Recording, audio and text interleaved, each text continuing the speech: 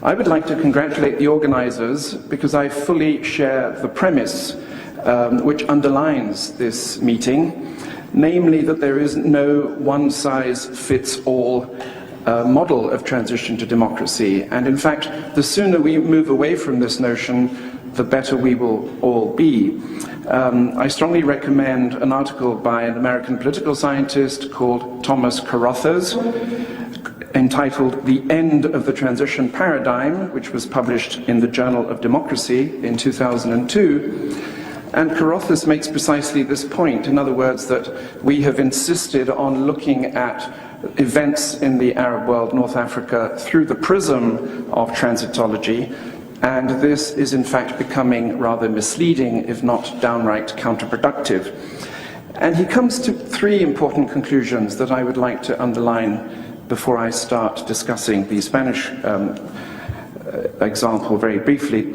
The first, of course, is rather worrying, and that is that we have tended to assume that as soon as countries cease to be authoritarian dictatorships, they automatically embark on a process of democratization, which will inevitably lead to functioning democracies. And the very important point that Carothers makes is that this may not in fact be the case. A lot of Arab countries, sadly, may be stuck in limbo. They are really not in transit to democracy. They are simply developing other kinds of political institutions, what we often describe as illiberal democracy. And of course, this is not just true of Arab countries, but countries elsewhere in the world. Secondly, Carothers argues that transitologists have consistently underestimated the importance of the state. So one of his big slogans, if you like, is let's bring the state back in. Because in fact, as many of you know from your own countries, state building turns out to be one of the most challenging processes involved in democratization. And the third important point that he makes is that transitology, whose informal slogan, I suppose, resembles that of Mr. Obama, yes we can, should actually think again about background structural conditions. Transitologists, ever since Rostow, whom you mentioned, have tended to overemphasize in the long-standing debate between structure and agency. They have tended to overemphasize the autonomy of agency. In other words, they have led us to believe that ultimately transitions are about political will. Transitions can be carried out as long as the political will of the elites is present. And Carothers basically reminds us that certain background structural conditions, such as the levels of socioeconomic development, ethnic and religious divisions, and the political history of the countries involved should also be taken into account. And those, I think, are interesting caveats to keep in mind throughout today and tomorrow's discussions.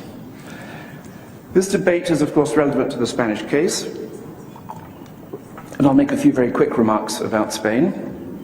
Of course, Spain had a very mixed historical record.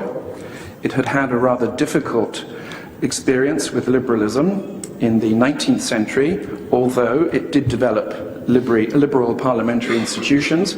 Spaniards experienced with political parties, with parliaments, and with constitutions, and with free speech. In fact, Spain has probably produced more constitutions than was a good thing for it, starting with the famous Constitution of 1812. At the same time, though, Spain experienced a very brief and tumultuous democratic episode or experience, regime in the 1930s, the Second Republic, from 1931 to 1936.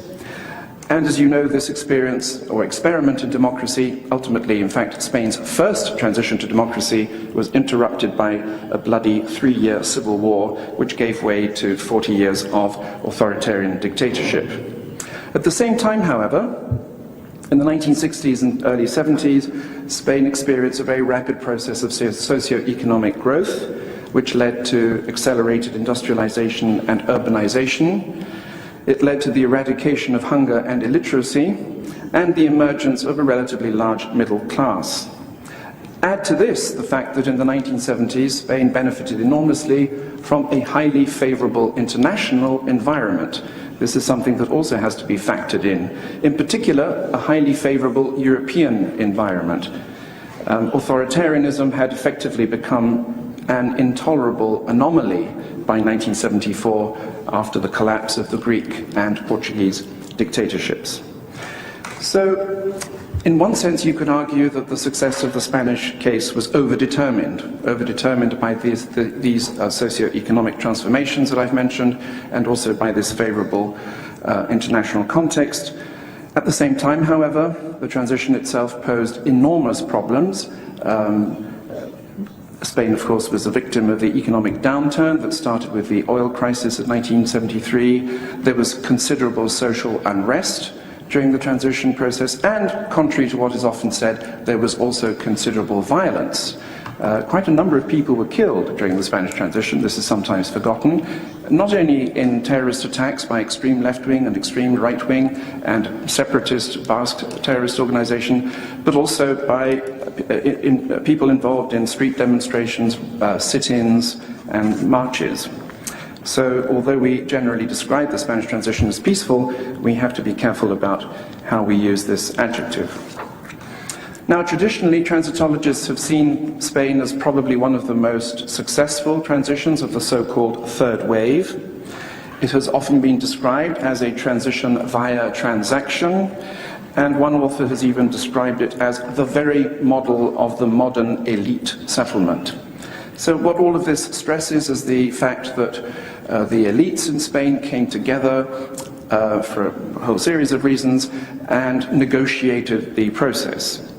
Now, there is, let me just remind you as well, a bit of a danger in this characterization, because it may lead us to overstate the role of agency versus the role of structure, as I was suggesting earlier. It may lead us to exaggerate the role of individuals and the role of political elites, and to forget about the people, the masses, social movements and so on. Of course, social movements are more than just a backdrop against which elite arrangements are reached. And we might end up thinking of the transition as a process involving democracy for the people, but without the people. And this, of course, would be a mistake. So let me say a few words about the constitution writing process, which is the subject of this first session. Countries which are democratizing basically all face three possibilities when they deal with the constitutional issue. The first option, normally, is to restore a previously existing constitution, if they had a previously existing democratic constitution. The second possibility is to reform and improve an existing, perhaps not necessarily very democratic, but nevertheless usable constitution. And the third option is to start from scratch and to produce an entirely new document. This, for obvious symbolic and political reasons, is often the most attractive option. It is probably also sometimes the most difficult. In the Spanish case, the third option was really the only serious option that was ever discussed.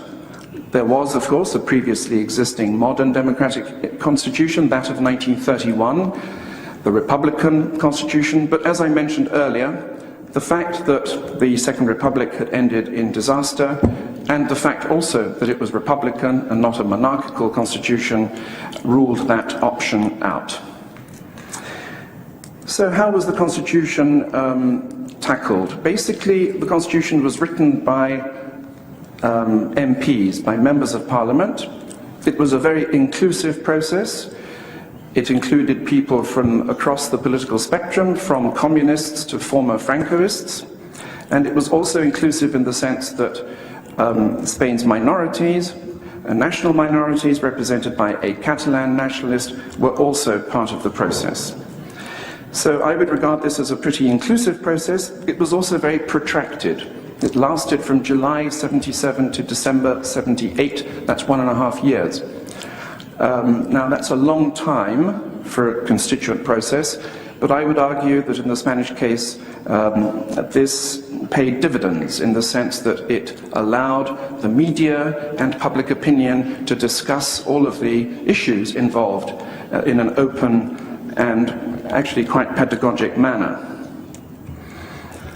The title of this session refers to fault lines, or what we sometimes call cleavages. And I would argue that the people who wrote the Spanish Constitution, the founding fathers, had to deal with 6 cleavages at least. The first was the monarchy versus republic cleavage. The second was the territorial cleavage, or center versus periphery.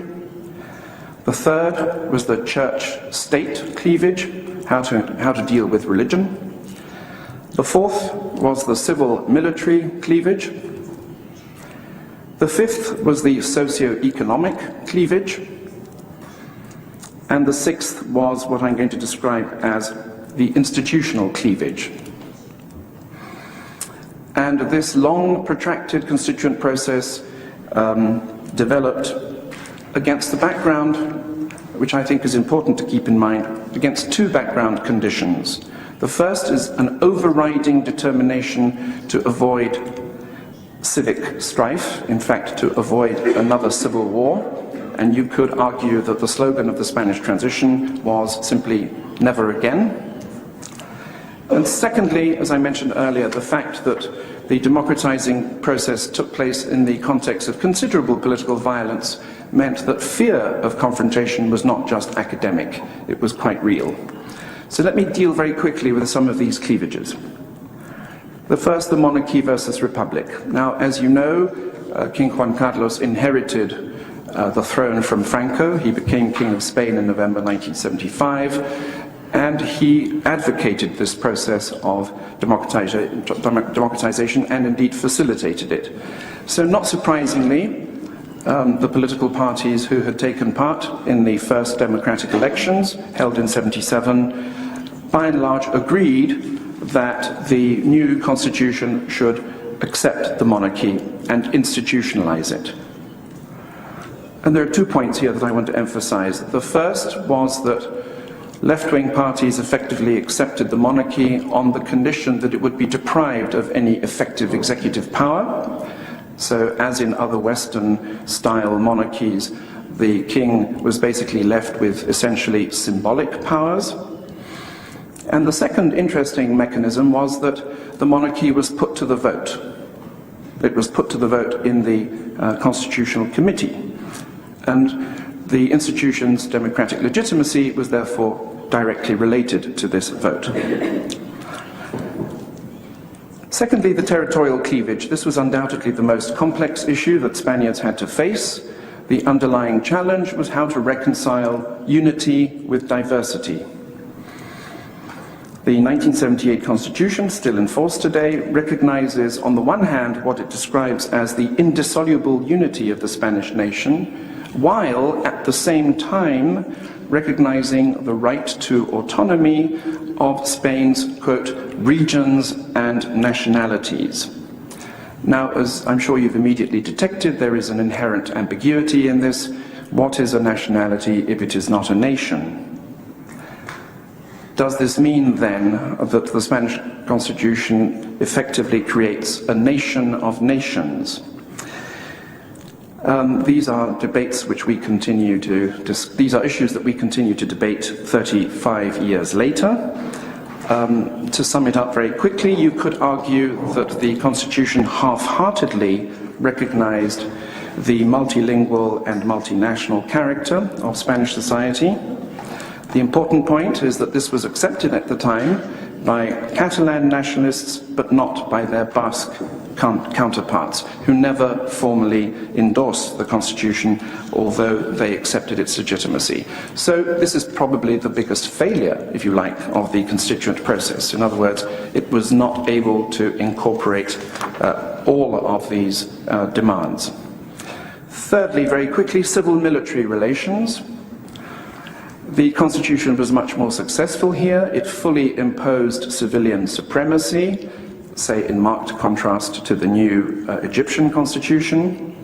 There was some pushback, of course, on the part of the more conservative elements in the armed forces, and as you will recall, there was even an attempted aborted coup in 1981. Nevertheless, the Constitution laid the foundations for deep reforms in the 1980s, which basically transformed the military institutions and procedures out of recognition. So civil-military relations was really a task which was only fully tackled during the consolidation phase of the democratizing process, not during the transition proper. The fourth cleavage is the socio-economic cleavage. In other words, how to reconcile the demands of the left and the demands of the right. Spain was already, of course, a social market economy, but it was a primitive market economy, and therefore the Constitution tried to modernize the system. In Spain, there was widespread support for increasing public spending. This was associated with democratization, with a view to creating a Western-style welfare state. So the result can be described, and is formally described in the Constitution, as a social market economy, which I would argue basically reflects the neo-Keynesian consensus that existed in the country at the time. Let me remind you, the Spanish Constitution was adopted in '78, that is the year before Mrs. Thatcher was elected, and of course before the Reagan Revolution began in the US. So I think one can fairly describe this as a neo-Keynesian consensus as far as the role of the state in the economy is concerned. Fifthly, church-state relations. Again, here we have a compromise solution. The Constitution declared that Spain was a non-confessional state, so what we have therefore is a divorce, a separation between church and state, but at the same time the Constitution formally acknowledges the prominent role of Catholicism in Spanish life. And in practice, this is present in the articles which deal with matters relating to education. The Spanish state, even today, for example, is obliged to provide religious instruction in state schools. And finally, the institutional settlement, which I would say is an aspect that people are most critical of, although, of course, as you well know, people are very critical of the territorial settlement as well, and indeed the monarchy versus republic settlement. The point I want to make here, and it would be interesting to see the extent to which this is happening in some Arab countries, is that the founding fathers of the new Spanish democracy were probably overly concerned with the lessons of the past. It's ironic, and I'm a historian, but it's ironic that an excessive knowledge of the past may actually be a bad thing. You know the expression in English, a little knowledge is a dangerous thing. These people had a lot of knowledge, but it turned out to be counterproductive. What do I mean? Well, basically, they legislated with their eyes on the rear view mirror, like when you drive. And what they saw in the rear view mirror was the 1930s. What they saw in the rear view mirror was the Spanish Constitution of 1931.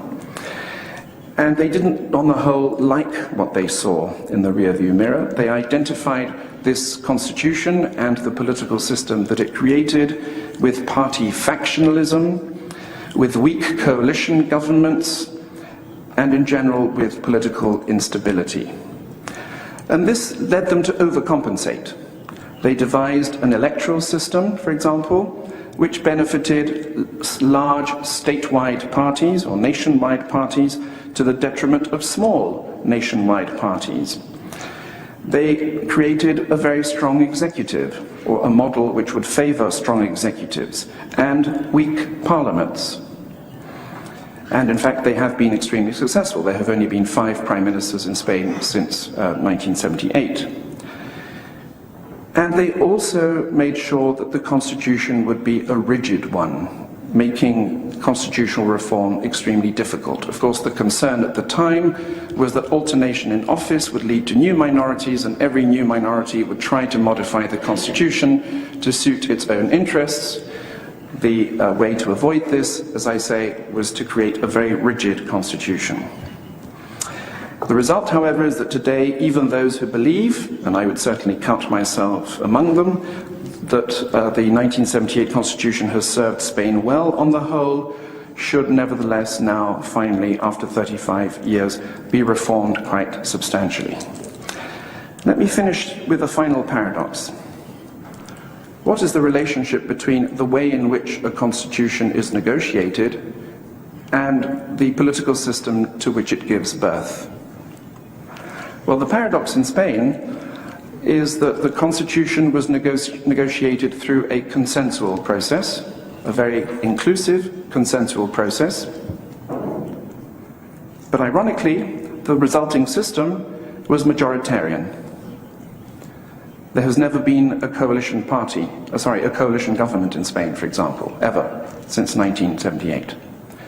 So even if you negotiate this new constitution in a consensual manner, and some academics at the time believed that the Spanish system would be consociational, like the Dutch system, for example, the resulting system may in fact have an entirely different dynamic, in this case a majoritarian dynamic. And I will leave my remarks there. I want to be a moderate moderator.